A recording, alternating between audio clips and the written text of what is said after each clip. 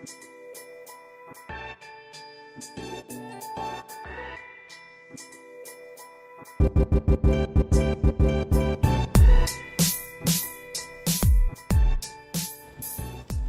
going on, guys? This is part 2 of our ribeye lo mein.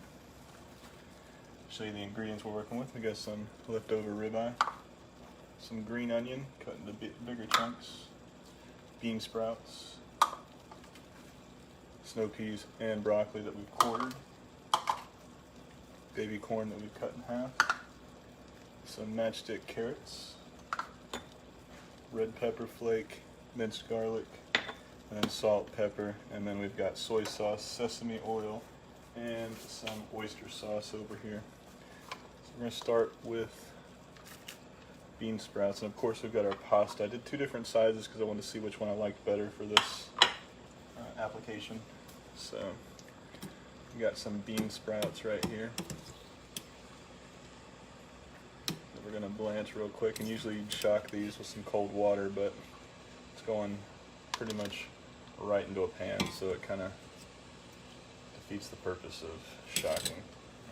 Let's put a little bit more salt in there because I just added some water. This is like pre-seasoning for our vegetables and our pasta. We're going to do the same thing with the broccoli. Not long. Like I said, the broccoli spears were quartered, or the florets are quartered, so and we still want crunch to them. Don't want them mushy. So, what are you guys doing for dinner tonight? Like I said, we're doing a ribeye lo mein with the leftover ribeye we had the other night.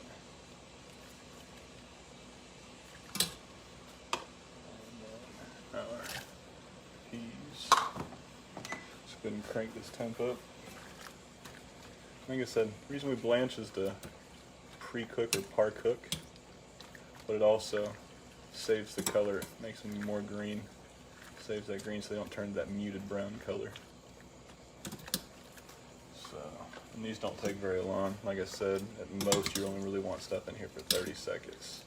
And we're going to use this same liquid to do our pasta in. Now, usually you would change it out in the restaurant setting, but since this is at home and it's just vegetables, we're going to use that same liquid to do our pasta in, but we're going to get that pasta, that water a little higher.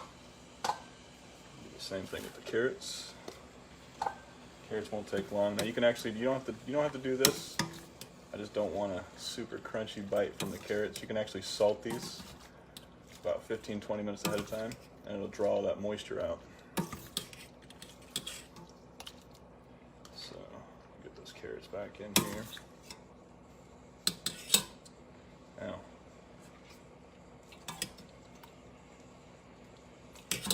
yeah, keep spilling the stuff all over me.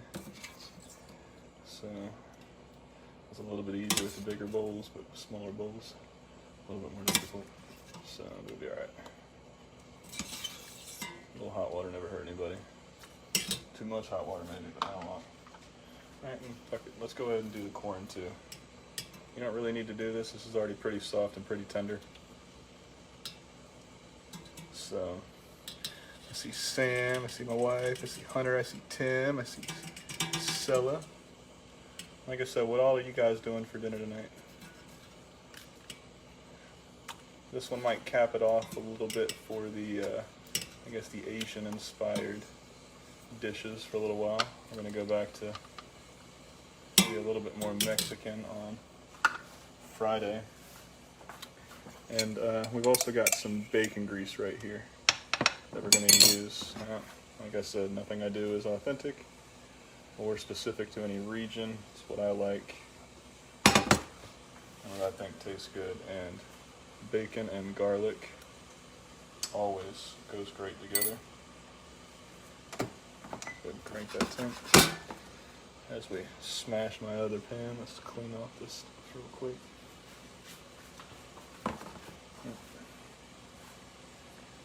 Not much, Sam. How you doing? What's going on, Phil?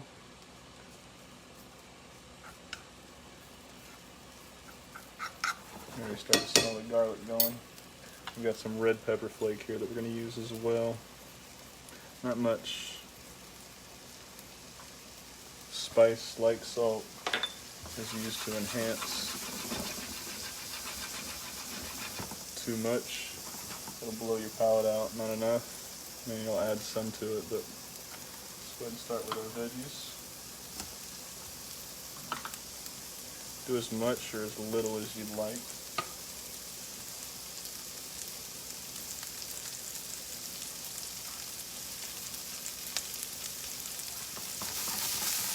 And then the ribeye.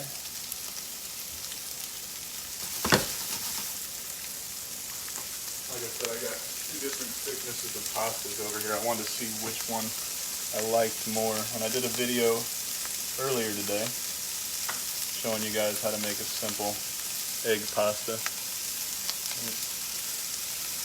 So go ahead and drop that.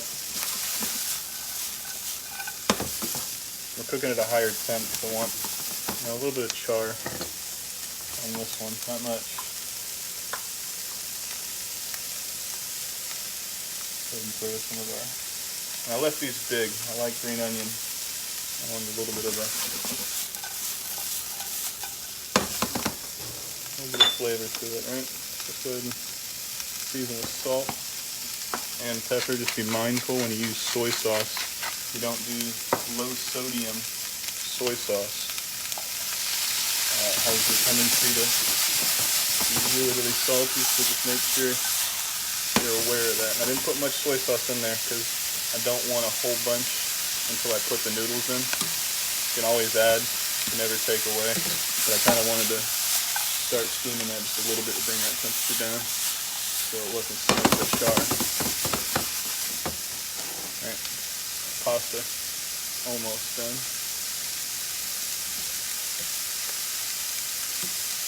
So, general rule of thumb, about 2 minutes is really about all you want for fresh pasta. Right? And always season your water. You don't season when you're in a restaurant because throughout a shift, the water reduces, which means the salt content goes up tremendously. So you have a tendency to get super, super salty. Now a little bit of this liquid's okay.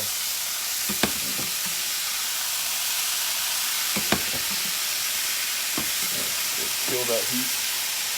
Go ahead and add a little bit more soy. A little bit of our oyster sauce. The sweet sauce, very good. Don't need much. And sesame oil. More is less. About a teaspoon's worth, if that. Go ahead and a little bit more soy.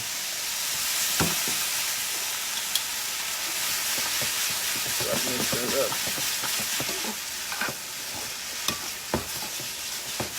Like I said, this one was going to be a very quick video.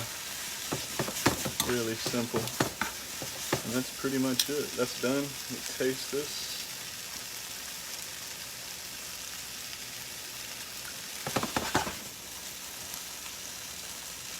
Very good.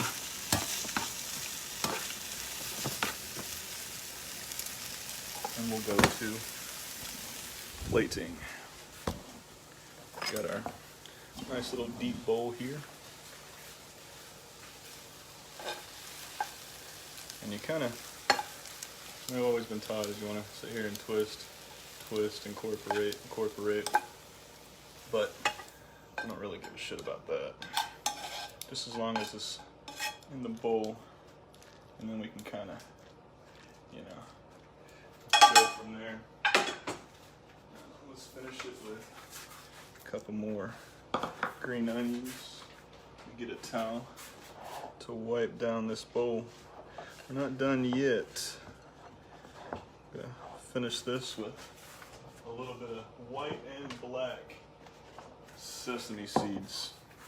It's not as pretty as most of my dishes are, but this is meant to be very rustic, very homey, nothing too crazy,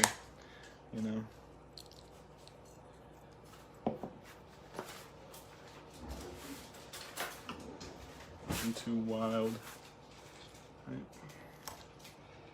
So give that a little mix. We can see the vegetables.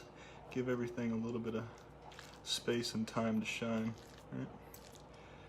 You know, most people would think the ribeye would be the star of the show, but anytime fresh pasta is in a bowl, that should be your star. Let's add just a little bit more, just for a color pop. We'll try to spread it out real big right there.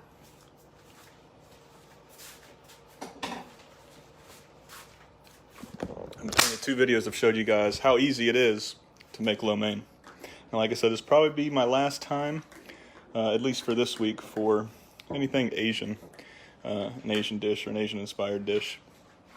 So check back on Friday, because we're going to do burritos. I don't know which kind yet. Mold around the idea of either beef or pork. Might even do chicken, just going to depend on how I feel when I get up and what I want to really mess with. So I got to turn on this water for a second. So thank you again. Like I said, I did the pasta video earlier, so you guys can go back and check that out. This was just showing you guys how to really put it all together and what you really want to do. It's up to you when it comes to vegetables. Anything really goes. It's personal preference at this point, but these are the combinations that I like the most, and this is what I like in a lo mein. It's been Julian with the Vanilla Gorilla Kitchen. I'll see you guys on Friday.